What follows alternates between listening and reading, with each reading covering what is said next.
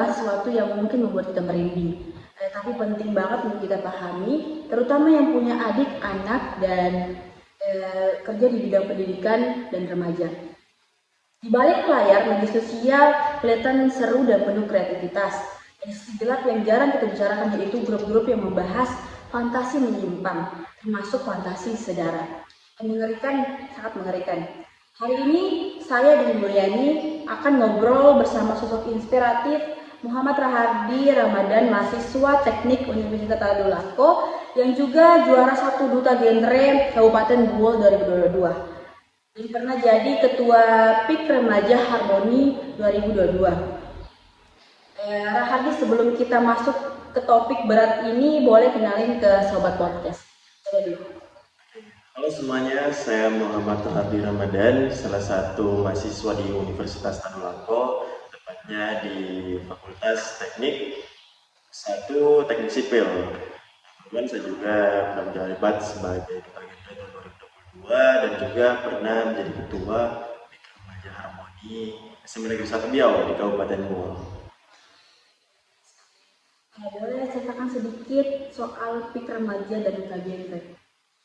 Oke, untuk PIK Remaja sendiri itu pusat informasi konseling bagi remaja. Nah, di sini kita di PIK Remaja ini itu salah satu wadah untuk teman-teman untuk mengekspresikan dirinya bagaimana keadaan mereka atau bagaimana yang kita sendiri ketahui. Itu kita di PIK Remaja banyak mensosialisasikan atau mengedukasi teman-teman yang lain bagaimana mereka harus mempersiapkan untuk kedepannya atau masa depan mereka, dan juga bagaimana mereka harus ketahui hal-hal yang seharusnya mereka tidak lakukan sebelum mereka masuk ke jenjang berikutnya.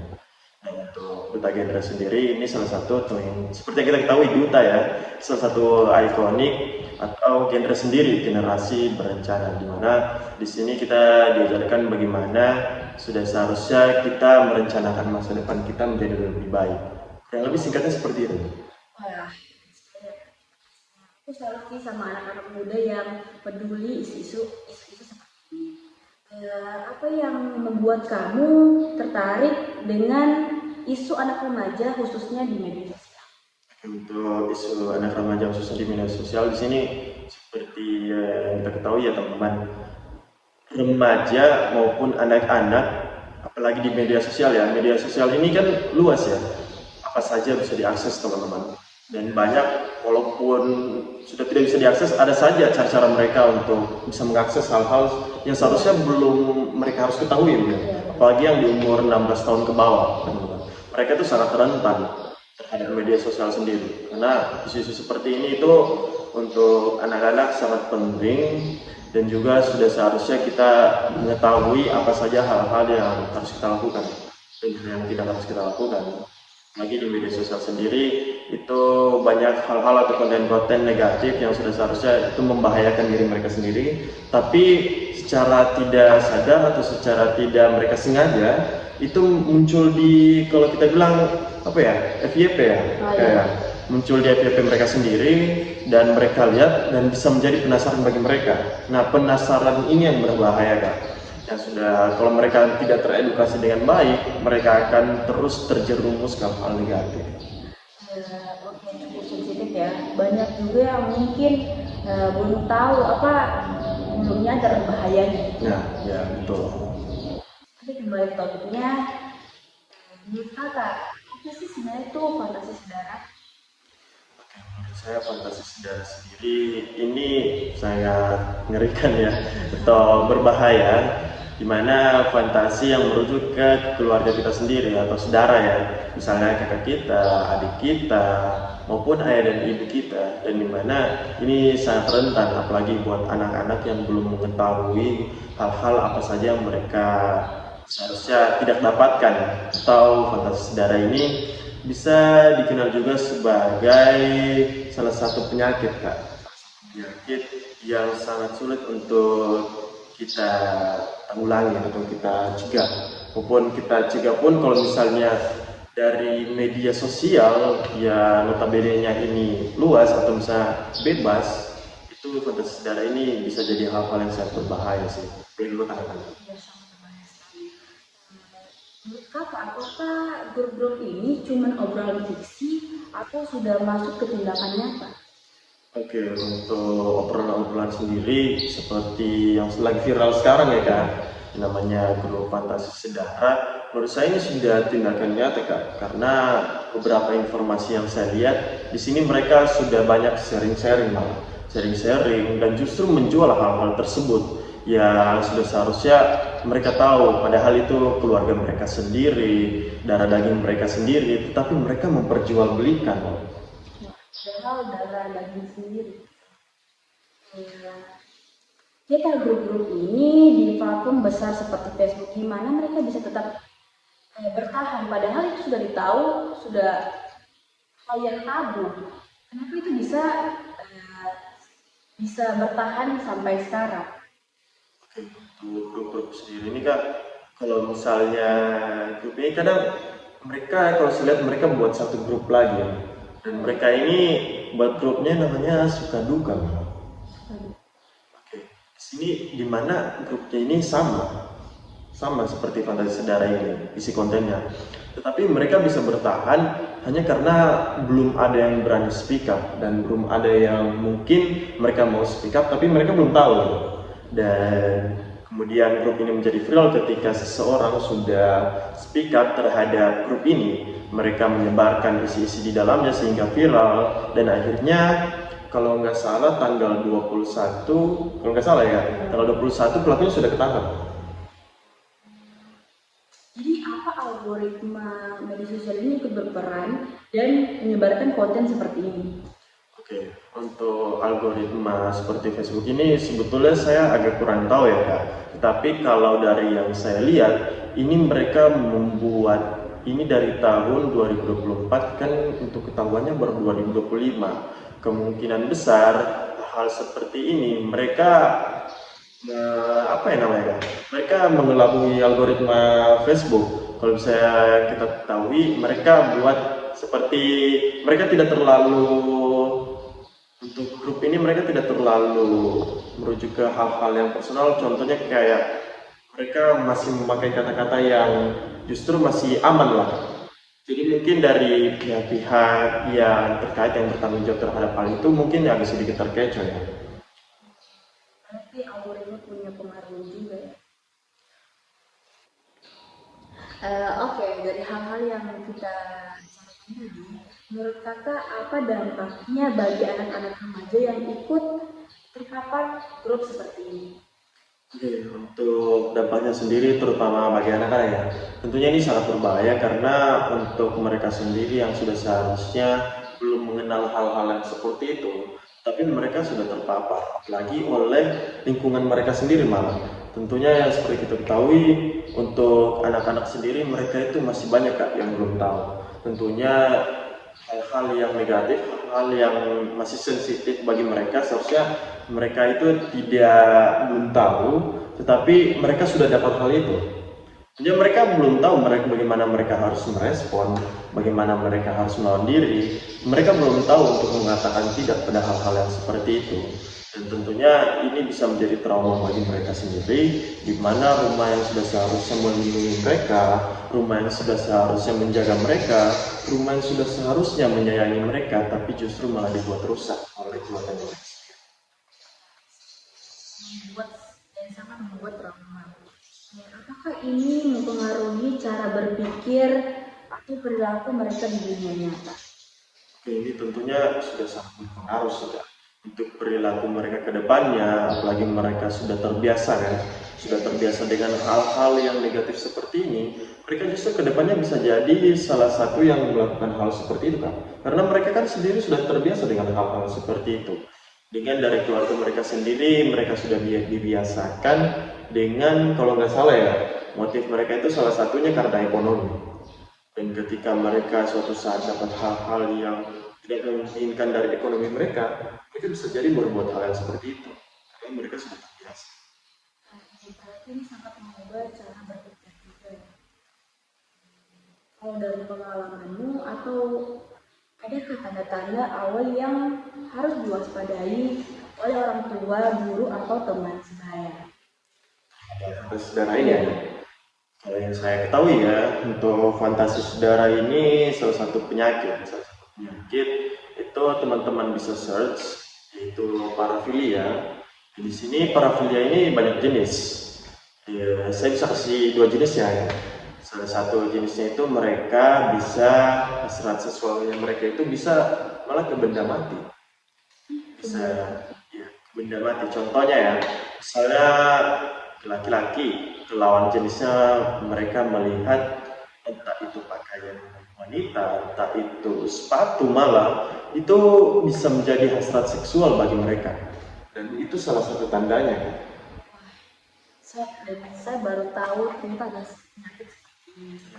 Dan salah satunya lagi itu yang saya tangkap ya, karena ini di grup ini kebanyakan anak-anak juga yang mereka eksploitasi, itu jenis penyakit parafilia yang biasa teman-teman ketahui itu yang namanya pedofilia, yaitu suka terhadap anak-anak di bawah umur. Apalagi teman-teman kalau misalnya untuk saya sedikit jelaskan ya, untuk pedofilia ini bisa dikategorikan ketika mereka suka kepada anak di bawah umur, yaitu kurang lebih umurnya itu di bawah 5 sampai 10 tahun dibanding umur mereka. Nah, di sini untuk hal-hal seperti yang kakak tanyakan tadi, hal-hal yang kemungkinan besar bisa menjadi fantasi saudara ini, itu mereka bisa punya hasrat seksual, tapi untuk pada orang normal pada umumnya itu mereka tidak sudah seharusnya itu bukan menjadi hasrat seksual mereka. Contohnya ke benda-benda mati, ke anak kecil, itu bisa jadi tanda-tanda sih Kak. Nah, kalau misalnya kita biasakan bisa jadi berbahaya. Gimana cara kita mendekati teman yang mungkin udah terpapar lingkungan digital yang menyimpang seperti ini? Untuk mendekatinya tidak asal ya Kak. Jadi kalau hanya untuk mendekati saya rasa ini agak sulit. Kalau saran dari saya, ini kita bisa langsung ke dokter psikolog dengan bisa jadi kita pakai obat-obatan yang khusus diresepkan oleh dokter tersebut. Bisa dikombinasikan ya antara mereka bisa konsultasi langsung ke dokternya dan juga sekaligus minum obat. Dan untuk obatnya sendiri saya agak kurang tahu sih.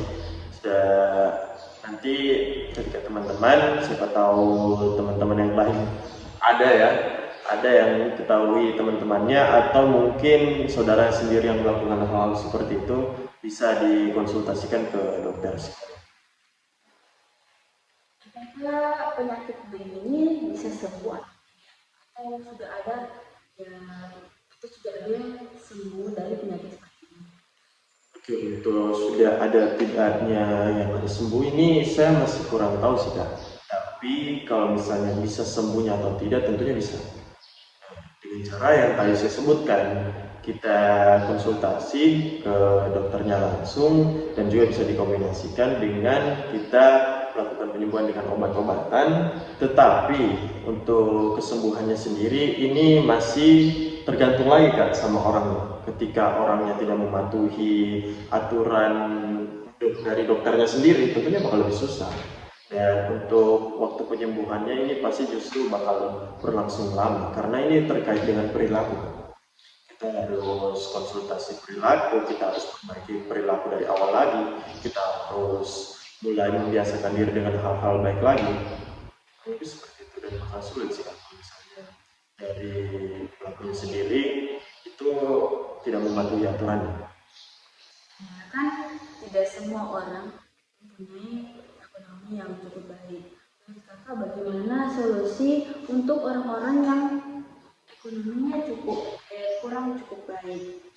Bagaimana namanya kakak? Di sini juga kita prihatin ya. Ada orang yang seperti ini untuk apalagi kalau misalnya ekonominya kurang mumpuni ya untuk konsultasi dokter. Kalau dari saran saya, tentunya di sini kita bisa berbicara. Tentunya ini kan sudah masuk ke jejak digital. Untuk Mereka sendiri itu tidak seperti yang kita tahu, itu tidak bisa sembarang orang sih Kak. Karena mereka harus betul-betul tahu, mereka harus dapat istilahnya mentor buat mereka ini masuk ke ranah yang baik kembali. Seperti itu. Untuk masalah ekonomi, saya sempat lihat sih Kak, untuk kita konsultasi ke dokter, itu kita bisa konsultasi online. Kita bisa konsultasi online ke dokter, ada yang gratis ya Kak. Saya kemarin sempat search, tapi saya lupa namanya apa ya, untuk konsultasi dokter secara gratis ya. Ini tidak semuanya berbayar loh, tidak semuanya berbayar. Jadi tinggal bagaimana niat dari orang tersebut, dan juga untuk salah satu caranya sebelum mereka terpapar seperti ini, mereka jangan membiasakan juga. Jangan dibiasakan ketika mereka sudah tahu, sudah seharusnya ada yang mengedukasi juga mereka. Sudah ada yang mengedukasi, mereka tahu, dan jangan dibiasakan hal seperti itu. Ketika sudah mulai dibiasakan akan sulit kan untuk kembali normal seperti sedia kan. Jadi sebenarnya jangan dibiasakan, dan kalau mau sembuh banyak mencari tahu, karena banyak sosial media dan apa yang tadi kakak bilang bisa konsultasi online, dan banyak yang gratis. Sebenarnya sebagai bagian yang pernah menjadi ketua remaja, ini apa langkah nyata yang bisa kita ambil? Untuk langkah-langkahnya sendiri buat teman-teman ya, jadi kita harus tahu, kita harus juga teredukasi. Kalau misalnya kita sudah teredukasi, kita edukasi orang lagi gitu kan. Jadi kalau misalnya kita sudah tahu itu berbahaya ataupun berbahaya pun, seharusnya kita bisa mengingatkan, dan juga kita bisa juga kegiatan-kegiatan yang lebih positif lagi. Misalnya masuk ke remaja, itu kita bisa, ketika kita tahu hal-hal yang baik, kita bisa masuk kegiatan, bukan hanya pikir remaja, kita bisa lakukan hal-hal positif yang lainnya, dan bisa meluangkan waktu. Kalau setidaknya sehari itu kita bisa berkegiatan hal-hal yang positif lah, sehingga kita bisa lupa dengan hal-hal yang seperti itu. Lebih seperti itu. Mantap sekali pendapatnya, sangat saya. Pasti peran komunitas remaja dalam melindungi remaja. Oke, untuk pikir remaja sendiri ini yang namanya pusat informasi konseling.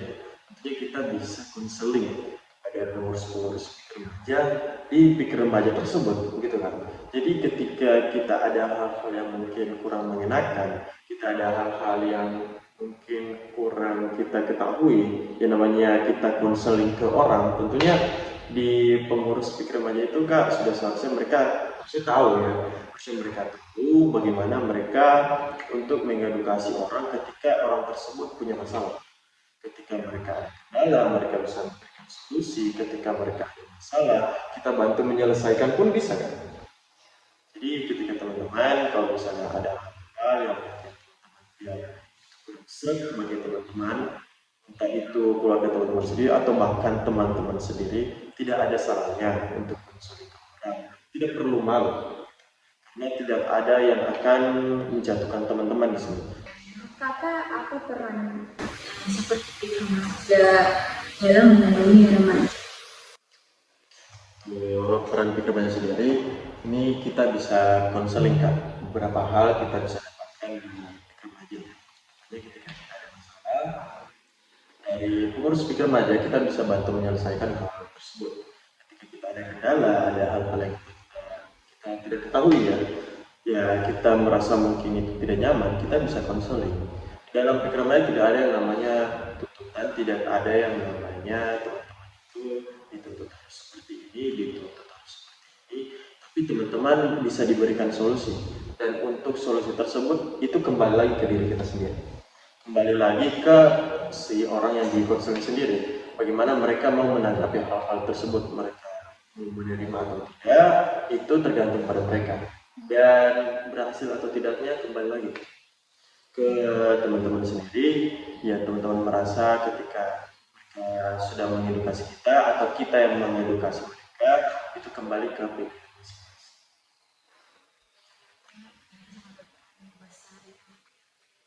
Oke, terakhir Kak Ardi, kalau kamu bisa dikasih satu pesan buat generasi muda yang aktif di media sosial tapi belum sadar bahayanya.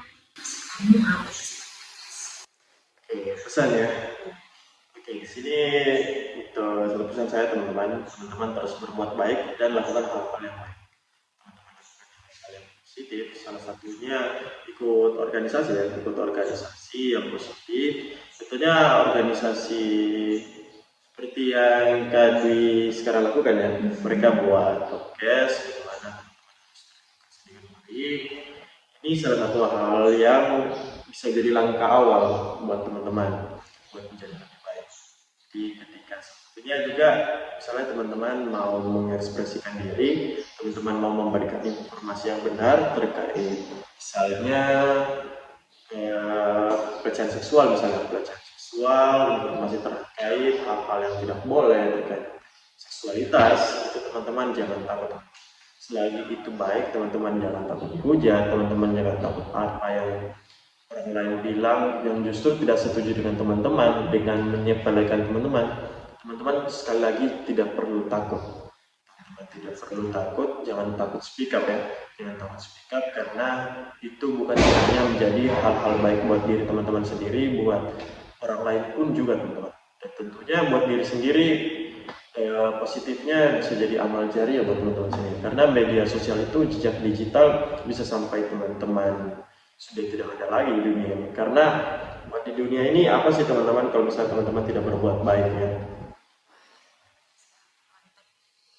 Jadi ternyata organisasi sangat penting, mungkin sangat berperan besar ya, karena kita bisa komunikasi banyak dengan banyak orang, kita bisa konsultasi juga.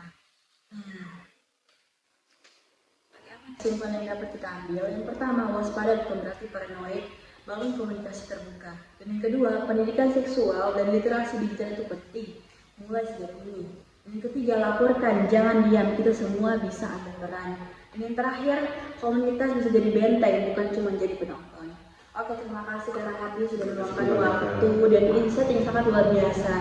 Terima kasih Kak.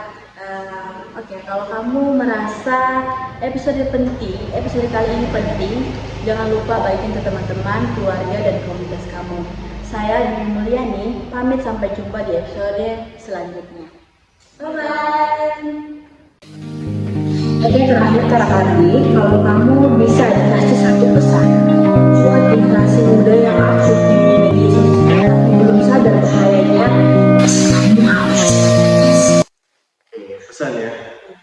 Oke, di sini itu satu pesan saya teman-teman terus berbuat baik dan lakukan hal-hal yang baik. Karena buat di dunia ini apa sih teman-teman kalau misalnya teman-teman tidak berbuat baik ya?